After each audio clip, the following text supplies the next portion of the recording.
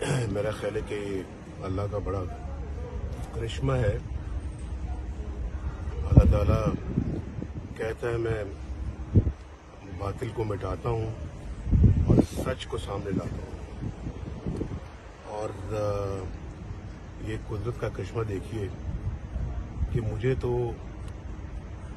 अपने बेटे से 10,000 दिरहम की तनख्वाह न लेने पर जिंदगी भर के लिए डिस्क्वालीफाई कर दिया, नाअहल करार दे दिया मुझे जिंदगी भर के लिए।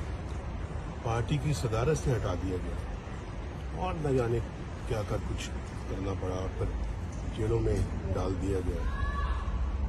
तो यहाँ तो आप देखें ना कि इस शख्स को जिन्होंने मुझे डिस्क्वालीफाई किया था, साकिब निसार साहब और जज जो खोसा है उन्होंने, तो साकिब निसार साहब और इन्होंने तो इनको वो क्या कहते हैं उसको, सादिक और अमीन का सर्टिफिकेट दिया हुआ था। और वो सादिक और अमीन जिसको सर्टिफिकेट दिया था आज पाकिस्तान का सबसे बड़ा चोर साबित हुआ है। तो ये है अल्लाह ताला के फैसले। मैं ये समझता हूँ जी कि ये वक्त लगा है, लेकिन ये सब कुछ सामने आया है। और आपने सुना होगा वो जो बनारसी ठगों के हवाले से बनारसी ठग सुना हुआ ना आपने, कि नहीं सुना हुआ? तो बनारसी ठग मैंने भी बचपन से सुना हुआ है। तो बड़े मशहूर ठग होते थे, ये तो उनका भी बाप निकला है।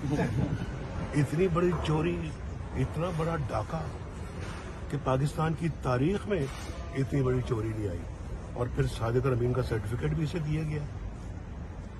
तो ये देखें ना कि कितनी बड़ी नाइंसाफी है। अल्लाह ताला उस नाइंसाफी को अब कौम के सामने ला रहा है कि जुल्म किया था, नवाज शरीफ के खिलाफ जुल्म किया था, हमारी हुकूमत के खिलाफ जुल्म किया था आज। लेकिन देखिए कि इसका ये चोरी पूरी कौम आज भुगत रही है, महंगाई की शक्ल में। आटा वहाँ